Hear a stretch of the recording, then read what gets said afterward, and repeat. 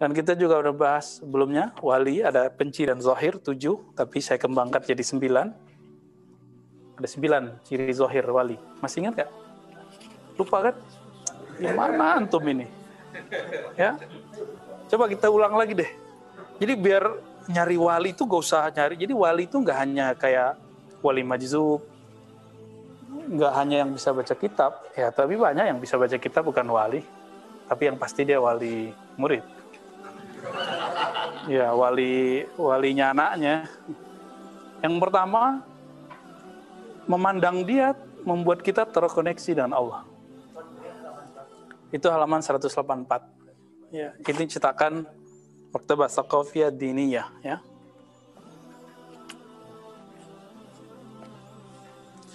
Yang kedua, mereka punya apa yang disebut sultanul haq. Mempunyai otoritas hak jais lah, kira-kira begitu. Nah,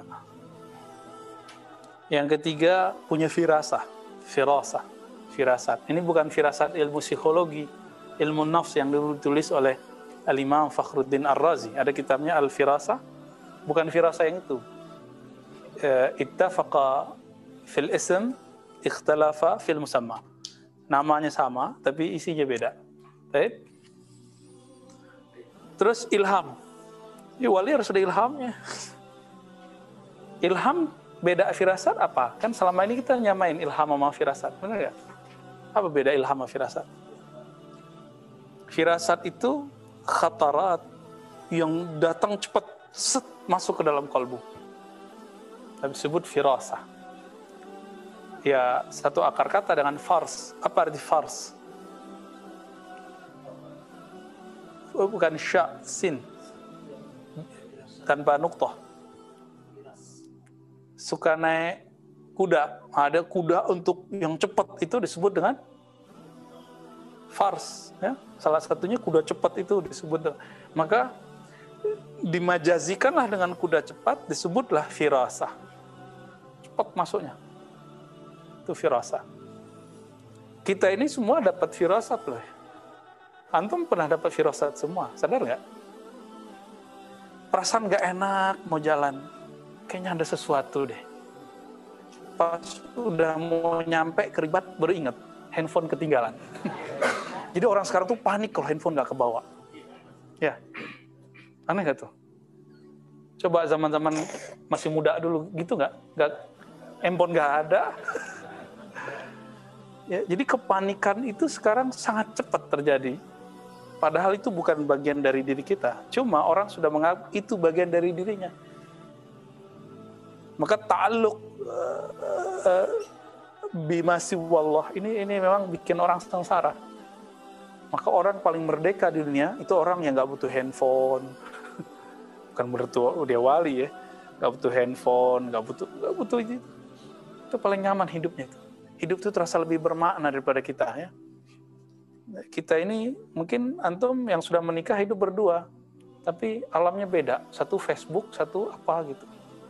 Ya, sama-sama tidur di kasur yang sama, cuma alamnya udah beda. Giliran jauh aja pengen deket-deket nelfon mulu.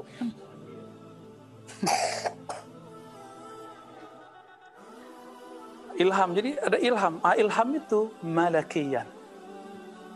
Ilham itu dari malaikat. Ilham ini beda dengan firasat. Firasat datang begitu saja. Kalau ilham itu bisa ditunggu. Maka ada ilmu yang mengkoneksikan dengan ilham itu. Itulah salah satu ilmu walayah, ilmu kewalian. Nah, pemegang ilmu inilah itu wali-wali kutub itu, ya.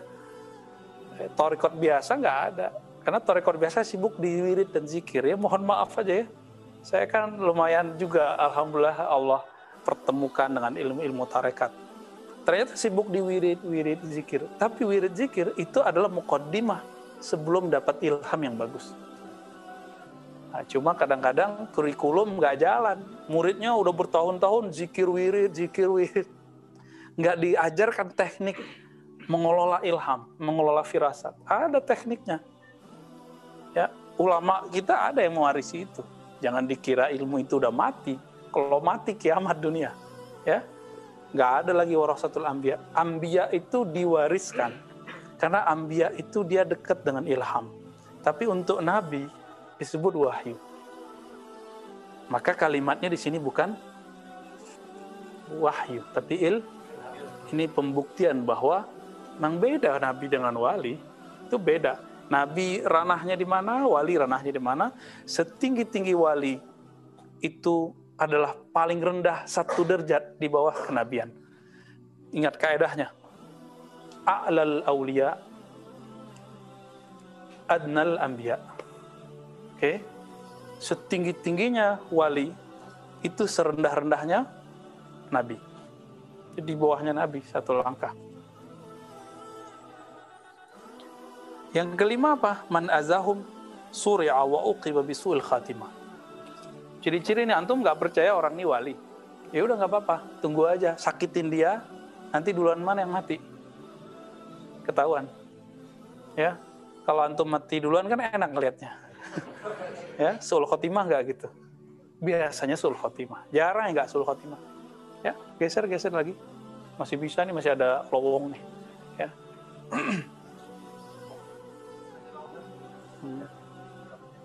Kalau enggak naik tangga, udah naik apa mabainas samawati wal ardh. Insya Allah jaga. 1 sholawat 10 backup. Antum udah sholat berapa tadi? Ya, udah banyak kan? Yakin nggak? Serius yakin kan nih? Kalau Allah dan Rasul ngomong, yakin nggak antum? Kalau dokter yang ngomong, percaya aja. Oh iya, gitu. Tapi kalau yang ngomong Allah dan Rasul, percaya nggak? 1 sholawat 1 rahmat, 10 keburukan dijauhkan, 10 derajat dinaikkan. Pasti imun kita tambah tinggi, insya Allah. Orang vaksin udah apa? Ya mohon maaf, kan penyakit dimasukin kan? Bener nggak? Ya begini juga masuk juga penyakitnya. Ntar antum sehat-sehat sendiri kan? Pulang-pulang badannya panas-panas, besok-besok udah kuat tuh. Ya, sholawat aja insya Allah. Ya kita nggak ngelarang, saya menganjurkan antum kalau mau vaksin aja. Ya, kita sangat menganjurkan karena hukum asbab harus kita ambil. Tapi jangan karena hukum asbab ini dari dokter terima, tapi yang dari ulama akan terima. Ya, akhirnya rumah sakit, tempat klinik-klinik rame, tapi klinik rohani nggak rame. Ya kan? Bahaya ini udah tanda-tanda kiamat sudah deket ini, udah wusta. Yang ketujuh apa? Yang keenam, orang ahli rohani sepakat kalau orang ini wali. Kecuali dia wali kutub gaus, susah diketahui. Biasanya meninggal dulu baru orang tahu. Ya, kecuali nanti di akhir zaman, tenang aja. Kalau di akhir zaman nanti nggak perlu meninggal, nanti ketahuan. Yang ketujuh, doa yang mustajab. Yang kedelapan, kalau di situ digabung 2, zuhurul ayat. Ya, zuhurul ayat itu karomah, keramat. Dan yang ke-9, muhadatsatul hadir, koneksi dengan Sayyidina Balya. Ya, kalau bahasa di majelis guru saya namanya muallimi, bermuallimi dengan, jadi menjadikan Nabiullah Khidir sebagai muallim rohani. Itu ada tekniknya. Bukan berarti tiba-tiba jadi, nggak ada begitu. Ya, ada asbabnya, ada riyadhahnya, ada mujahadahnya. Karena Nabi Khidir, walaupun ahli hadis mengatakan tidak ada hadis yang sahih mengatakan Nabi Khidir hidup, kan juga tidak ada hadis yang sahih mengatakan dia mati. Tinggal dibalik. Ya, Daisna ini kan paling jago bolak-balik itu kan. Benar? Ya, jadi kan orang nolak nih. Oh ya, Cafe Rumi kan habis ngambil kajian saya, podcast, bahwa Nabi Khidir itu dalam keyakinan saya tidak mati. Allah panjangkan hidupnya. Dan itulah keyakinan Imam Ibnu Athaillah Sahibul Hikam. Ya, itu keyakinan ulama dan ijma' ulama ahlul qulub. Itu ijma'. Tapi siapa yang ijma'? Ahli tasawuf, ahli qulub. Ya, berarti kalau ada orang dianggap mursyid, sorry ya, dianggap wali, tapi nggak punya koneksi ke Nabiullah Khidir, itu walian. Wih, antum tega amat bilang cabe-cabean. Berarti dia diwalikan muridnya, dia belum wali. Paham ya?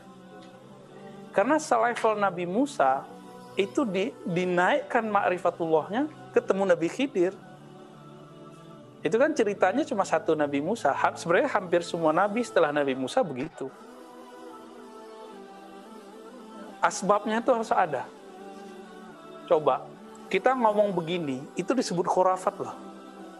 Ya gak? Kita ngomong begini disebut ngedongeng. Padahal yang kita ngomongin kitab loh ya.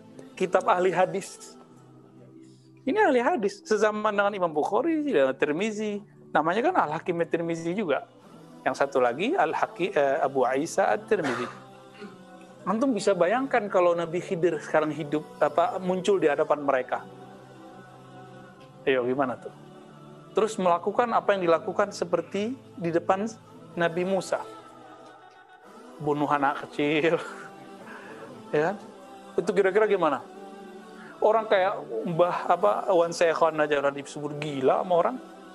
Apalagi Nabi Khidir. Antum bisa bayangkan hari ini.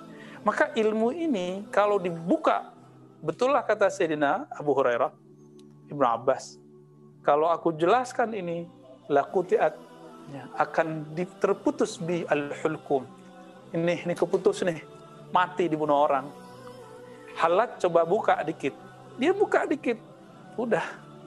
Ya. Langsung Al-Qadhi Hamid namanya, Ibn Hamid itu langsung memproses dia. Dicarilah bukti. Maka dibuatlah skenario, tafsirnya dia dipalsukan.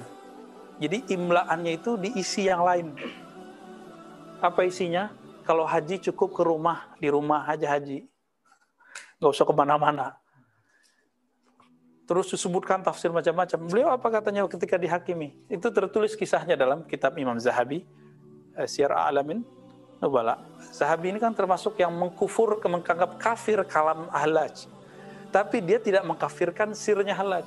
Bagi dia, Hallaj yang tahu urusannya Allah. Tapi kalam yang diriwayatkan bagi dia kufur. Karena ya Imam Zahabi kan ahlul riwayah, bukan ahlul haqiqah. Beda dengan Imam Subki, nggak mengkafirkan. Ya,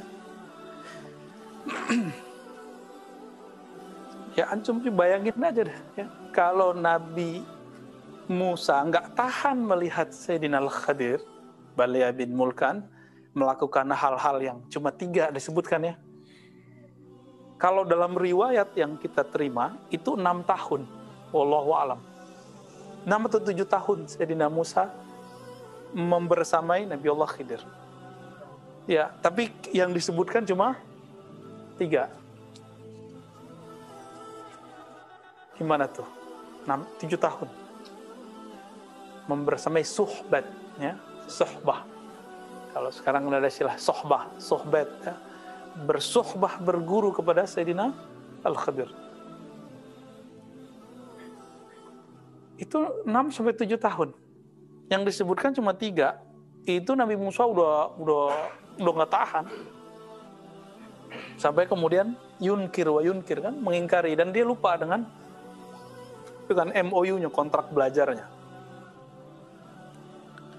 Nah, muhadasah khidriyah ini apa isinya? Isinya belajar ma'rifatullah, mengenal Allah. Ya. Jadi Nabi Allah Khidir mengajarkan itu. Atau menjadi asbab. Kalau di akhir zaman, Nabi Allah Khidir juga hadir di majelis-majelisnya Wali Ghaus. Barangkali belum haji juga, karena banyak yang disimpan di kolbu Wali Ghaus ini, Nabi Allah Khidir juga nggak tahu. Tapi yang nggak ada di kolbunya Nabi Khidir, ya Al-Ghaus ini juga nggak tahu. Jadi mereka mungkin barter lah ya. Seperti Nabi Musa, nama Nabi Khidir, sebenarnya mereka barter. Syariat Nabi Musa, hakikat Nabi Khidir. Taib. Kita ngomong Nabi Khidir sekarang disebut dongeng sama orang. Ya. Jadi ya mohon maaf kalau ada antum yang meyakini seorang wali tapi tidak koneksi dengan Nabi Allah Khidir. Ya, dia bukan wali yang khas, mungkin dia wali am. Kalau kita mau masih tetap dia wali, dia wali, ya udah deh, wali am deh gitu. Kalau wali khas, dia punya koneksi khusus dengan Nabiullah Khidir. Dia punya kunci-kunciannya lah, punya kaifiatnya. Jadi 9 ya. 9 minimal. Itu pencirian zahir. Coba dihafalkan nih bener-bener nih. Ayo ulangi lagi deh ya. Ulang. 1. Memandang mereka membuat kita terkoneksi. Memandang itu bisa memandang dengan ingatan, bisa memandang fisik. Antum kenang beliau itu, wali itu membuat antum ingat Allah. Berarti dia wali. Gitu. Kalau antum punya guru begitu, dia wali tuh. Ya. 2.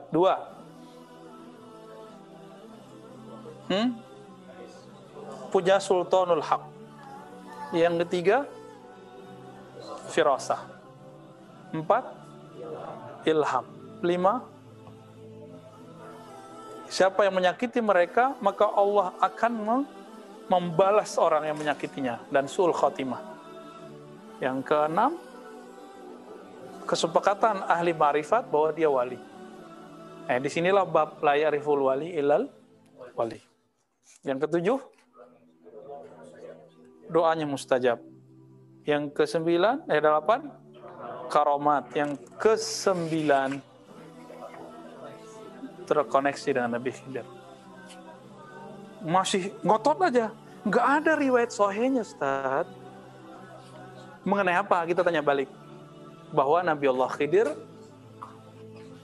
hidup. Tinggal antum balik, mana riwayat sahihnya bahwa beliau mati? Gitu cara baliknya.